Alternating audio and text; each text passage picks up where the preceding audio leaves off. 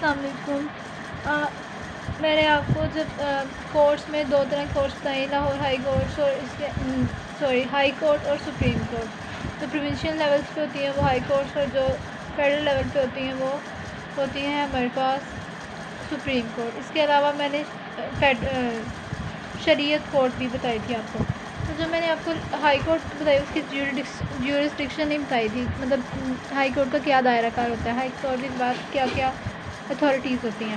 High court کے بعد دو طرح کی جیورسڈکشن ہوتی ہے، اوریجنل جیورسڈکشن اور اپیلیٹ جیورسڈکشن. ٹھیک ہے. اب اس کی جو ہائی کورٹ کی اوریجنل جیورسڈکشن ہوتی ہے اس میں کیا ہوتا ہے، وہ ایک آرڈر دے سکتا ہے کس چیز کے لیے. ٹھیک ہے. کوئی بھی کام کرنے کا آرڈر دے سکتا ہے. اس کے علاوہ وہ کسی بھی پرسن کو جو کوئی بھی اگر پرسن کوئی ایسا کام کر رہا ہے جو لا کے اگینسٹ ہے تو وہ اس سے اس پرسن کو روک سکتا ہے، اور ایسی چیز جو لا پہ عمل کرانے کے لیے کسی کو آمادہ بھی کر سکتا ہے. ٹھیک ہے. Refrain from and do any thing. ٹھیک. کسی کام سے روک بھی سکتا ہے اور کسی کام کو کرنے کے لیے آمادہ بھی کر سکتا ہے. اس کے علاوہ وہ کہتے ہیں کہ اگر تو کوئی پرسن کسٹڈی میں ہے نا تو وہ کورٹ میں پیش کرنا ہوتا ہے.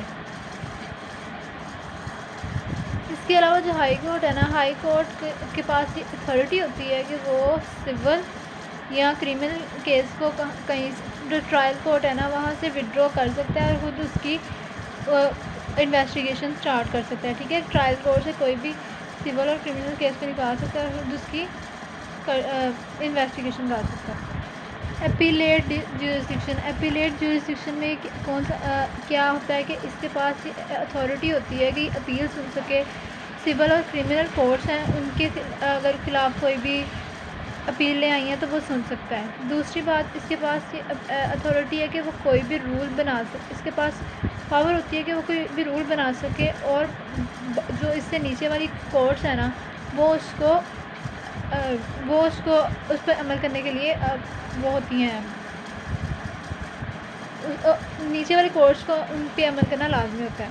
اس کے علاوہ وہ جو نیچے والی سب آرڈینیٹ کورٹس ہیں نا، مطلب اس سے نیچے کی جو ساری کورٹس ہیں اس کو سپروائز اور کنٹرول بھی کرتی ہے یہ ہائی کورٹ. میں نے آپ کو تین طرح کی کورٹس بتائی تھی نا، پروونشل لیول پہ، فیڈرل لیول پہ، اور اس کے علاوہ ادر کورٹس میں فیڈرل شریعت کورٹ ہے. فیڈرل شریعت کورٹ نام سے ظاہر ہے کہ اس میں 8 مسلم ججز ہوتے ہیں. ٹھیک ہے. اس میں 8 مسلم ججز ہوتے ہیں،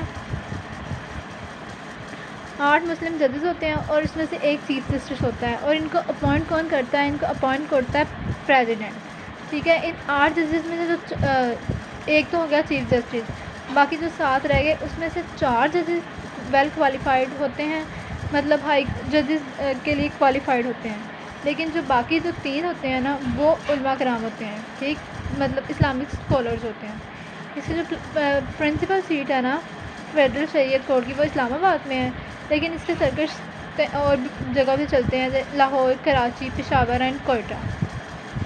اب فیڈرل شریعت کورٹ کی جیورسڈکشن کی بات کریں، مطلب اس کا دائرہ کار کہاں کہاں تک پھیلا ہوا ہے، تو اس کے پاس یہ اتھارٹی ہوتی ہے کہ اگر کوئی بھی قانون، کوئی بھی لا یا کوئی بھی کام اسلام کے خلاف ہو رہا ہے، اسلام جو قرآن اور سنت کے اصولوں کے متضاد ہو رہا ہے، تو اس کو وہ ڈیسائیڈ کرتی ہے کہ کیا یہ اسلام کے اصولوں کے مطابق ہے یا نہیں. ٹھیک ہے. اور اگر کوئی لا اسلام کے اصولوں کے اگینسٹ ہو تو پھر جو پریزیڈنٹ یا گورنر جو بھی ہوتا ہے، فیڈرل لا کیس میں پریزیڈنٹ کام کرتا ہے اور پروونشل لا میں گورنمنٹ. ٹھیک ہے. پریزیڈنٹ یا گورنر کیا کرتا ہے، پھر وہ اس لا کے لیے امینڈمنٹ کرتا ہے اور اس کو ختم کر دیتا ہے. اس کے علاوہ اس کے پاس اوریجنل جیورسڈکشن کے علاوہ اپیلیٹ کی جیورسڈکشن بھی ہوتی ہے. یہ اپیلیں سنتا ہے کریمنل کورٹس کے خلاف. ٹھیک ہے. کریمنل ڈیسیجنس کے خلاف اپیلس سنتا ہے، اور ان کو حدود لا کی انفورسمنٹ کے لیے، مطلب کہ فار ایگزامپل یہ کون کون سے لا ہو سکتے ہیں، چوری، زنا، اس کے علاوہ انٹاکسیفیکیشن، ڈرگز وغیرہ، ان سب کی جو کیسز ہیں نا، ان سب سے ریلیٹڈ کیسز ان کے خلاف اپیلیں سن سکتا ہے. ادر ایک تو تین ویسے میں نے میجر کہا تھا کہ ہوتی ہیں دو، پروونشل لیول پہ اور فیڈرل لیول پہ، لیکن پاکستان میں 3 میجر ہوتی ہیں اور باقی ادر کورٹس ہوتی ہیں. 3 میجر میں high court, supreme court and federal شریعت کورٹ. ٹھیک ہے. اور اس کے علاوہ ادر کورٹس میں بات کریں تو کورٹس ہوتی ہیں ٹیررسٹ ایکٹیویٹیز کی سپریشن کے لیے. ٹھیک ہے. ان کو کم کرنے کے لیے اسپیشل کورٹس ہوتی ہیں. اس کے علاوہ بینک کی جو روبری وغیرہ اس میں جو بھی جرائم ہوتے ہیں ان کے لیے ہوتی ہیں. کسٹم ایکٹس کے لیے ہوتی ہیں، ٹول وغیرہ کے لیے. ٹھیک ہے. ٹریفک کورٹس ہوتی ہیں. اس کے علاوہ اینٹی کرپشن کورٹس ہوتی ہیں، ڈرگ کورٹس ہوتی ہیں اور لیبر کورٹس ہوتی ہیں ملازموں وغیرہ کے لیے، ان کے جو کام وغیرہ دیکھنے کے لیے. اس کے علاوہ انکم ٹیکس ٹرائبونل ہوتے ہیں اور سروسز ٹرائبونل ہوتے ہیں.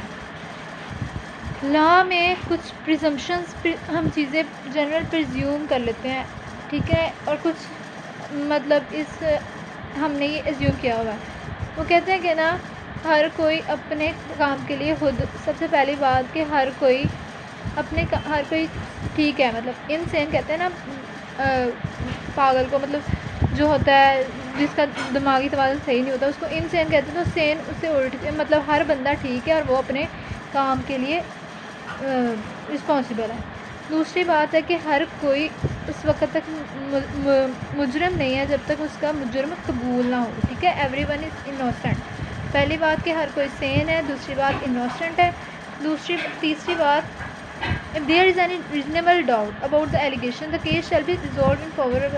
اگر وہ کہتے ہیں کہ نا کسی پہ الزام لگایا ہوا ہے، ٹھیک ہے، لیکن اس میں کوئی صحیح ثابت نہیں ہوا، کوئی شبہ ہے، تو وہ جو کیس ہے نا ریزالو کر دیا جاتا ہے جس ملزم کے حق میں.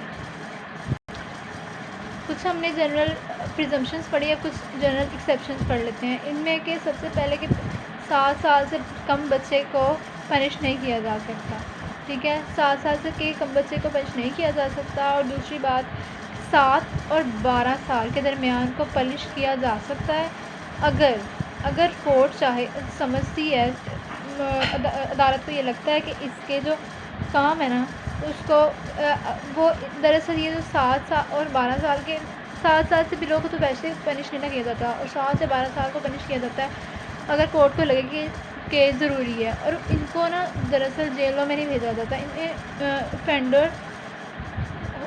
اوفینڈر سینٹرز ہوتے ہیں، ریہیبلیٹیشن سینٹرز، وہاں پہ یوتھ اوفینڈرز ان کو وہاں پہ بھیجا جاتا ہے. اس کے علاوہ انٹاکسیفیکیشن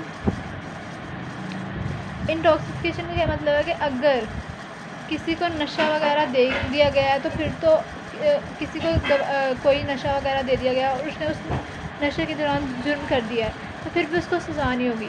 کیونکہ وہ تو اپنی ہوش میں نہیں تھا. چوتھی بات کہ انسینٹی اگر کوئی اپنے اس میں نہ ہو، حواسوں میں نہ ہو، ٹھیک ہے، اس کی مینٹل اسٹیٹ قابل ہی نہیں ہے کہ وہ جج کر سکے چیزوں کو، تو اس کیس میں بھی پنشمنٹ نہیں ہوتی. Procedures for inquest and other legal procedure. Inquest کسے کہتے ہیں؟ انکویسٹ کوئی بھی لیگل کسی کی ڈیتھ ہوگی ہے تو اس کے لیے جو لیگل انکوائری ہوگی اس کو ہم انکویسٹ کہتے ہیں. شرط یہ ہے کہ یہ جو ڈیتھ ہے نا وہ نیچرل کازز سے ان نیچرل ڈیتھ ہو. ٹھیک ہے. ان نیچرل ڈیتھ میں اب جو انویسٹیگیشن ہوتی ہے وہ جلدی کرنی چاہیے تاکہ پتہ چل سکے کہ کس نے یہ مرڈر کیسے ہوا، کس نے کیا، اور جس نے کیا پھر اس کو سزا مل سکے. اب انکویسٹ کتنے ٹائپ کی ہو سکتی ہے؟ 4 ٹائپس کی ہو سکتی ہے. Magistrate's inquest, police inquest, coroner's inquest, medical examiner's inquest. سب سے پہلے ہم دیکھ لیتے ہیں میجسٹریٹس انکویسٹ. میجسٹریٹ انکویسٹ نام سے ظاہر ہے کہ اس کی جو انکوائری کرے گا کون کرے گا؟ میجسٹریٹس کریں گے. اب کون اس سے میجسٹریٹس کر سکتے ہیں؟ ڈسٹرکٹ میجسٹریٹ بھی کر سکتے ہیں اور اس کے علاوہ جوڈیشیل میجسٹریٹ بھی کر سکتے ہیں. کنڈکٹ تو یہ انکوائری کرتے ہیں، لیکن اس کی جو پاور کی اتھارٹی ہوتی ہے نا اس انکوائری کی، وہ کس کے پاس ہوتی ہے؟ وہ تو ججز کے پاس ہوتی ہے. وہ ڈسٹرکٹ اور سیشن کورٹ کے ججز کے پاس ہوتی ہے.